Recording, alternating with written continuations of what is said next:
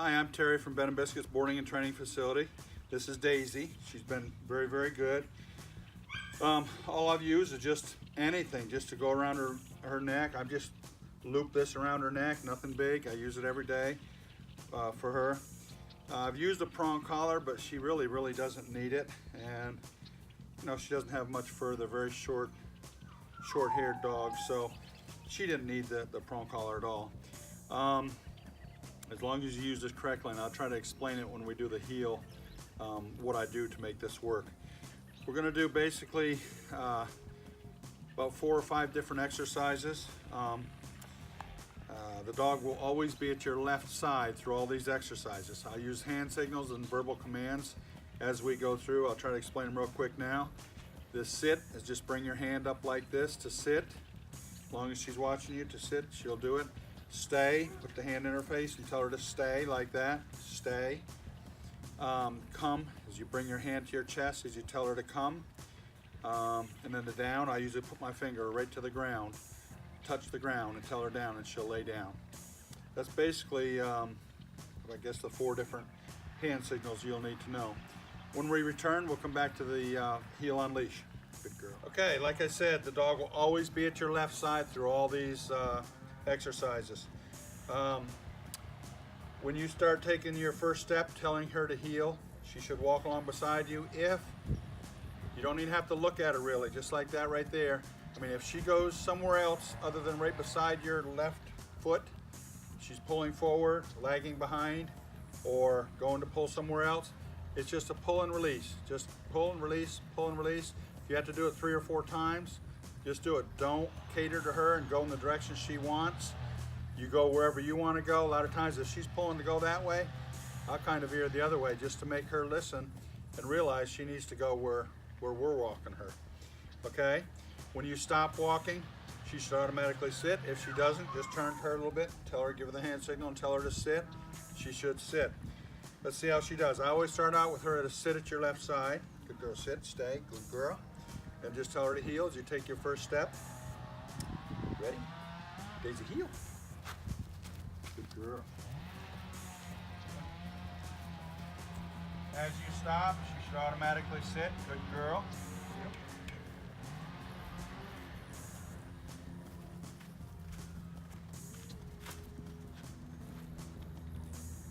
Exercise finish and praise your dog. Good girl. Okay, this is going to be Daisy's sit stay. Again, at your left side, hand signal to sit. And when you tell her to stay and put your hand in front of her face, you walk out to the end of your leash. Reinforce the word stay as you walk all the way to the end of your leash. Because at first, when you get her home and try this, she'll probably try to follow you. And if she comes and follows you and you put her in a sit up here, that's not good enough. If she breaks this command and gets up, make sure you bring her right back to the same spot, put her in a sit there. Otherwise, she'll keep doing that and doing it, and you'll never get her to sit and stay. Okay? Let's see how she does. Sit, good girl. Stay. Stay. Stay.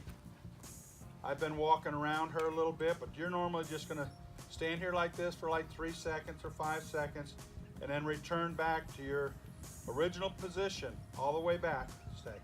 Before you release her. Stay. Stay. Stay. Stay. Stay. This is, you get all the way back to here before you release her. It's very important. Stay. If you don't, she'll anticipate. On your way back, she'll get up. Stay. Good girl. Exercise finished and praise your dog. This is going to be her, let's do her recall, okay? You're going to, again, at your left side, put her in a sit. Tell her to stay. Walk away from her just like you did the sit stay. Then you're going to turn and face her. And, hey, come on. Sit, stay. And you're going to bring your hand to your chest as you tell her to come. The biggest thing, you're trying to get her to come to you, so when she's off lead later on, she'll come to you. But what I've done is trying to get her to come to you and sit at your feet. And then really praise her. Sit, stay. Let's do it this way. Stay. Stay. Stay. Daisy, come. Good girl. Exercise finished. She got a little disturbed when she got to me. and looked around, but usually she comes really fast and she sits right at my toes. Exercise finished and praise. Okay, this is going to be her down stay. I think she knows it, but I didn't tell her yet. Come on, sit, stay. You're just gonna, hey Daisy, come on. Hey, let's get her over here. She smells something in the grass. Sit, stay. You're just gonna turn and face her. Again, she's at your left side. You're gonna put your finger right to the ground as you tell her to down. If you have to tell her more than twice, just take the leash where it hooks to the collar and pull her to the ground gently. Shouldn't have to do that. She does this pretty good now. But when you walk away from her, if she pops up, go right back and put her in the exact same spot as she started out. Daisy, you ready? Daisy, down. Stay. Stay. You two, on this one, stay. Just gonna stand here 3 to 5 seconds. What I've been doing is walking around her also. Stay. Stay. Stay. Down, stay. Stay. And go all the way back. Stay. Stay. Stay. Exercise finish. Good girl. Just so she won't anticipate, make sure she stays there until you release her. I say exercise finish. You can make up whatever words you want, but make sure you tell her that before she's allowed to be released. Okay. Okay, so this is our conclusion. Daisy's done really, really good. She going in and out of doorways. I always put her in a sit, tell her to stay. I open the door, walk through first, get about this far away, then I call her. I always have her on a leash though. She's done really, really good with that. We got a couple howlers back there. Anyway, she's doing really, really good. We have better days some days than others, but she's doing really, really good. When it's cool in the morning, she likes to fly around here. I try to let her get some of it out of her, release some of her energy, but sometimes she's got second and third bursts of energy. So, but she does really good. She's going to be great once she grows up. She's still very young. I can't emphasize enough when you're healing her, if something goes where she's wanting to pull, don't keep this tight. That's the biggest thing with healing, no matter what leash and collar you got. If you pull like this, it's teaching her that it's okay, that's to be tight. So she can pull more to go somewhere else. It's gonna be tighter. She was trained that that's okay. Her reward is nice, loose leash around her neck. This right here, to pull like this, it's just a pull and release, real quick pull and release.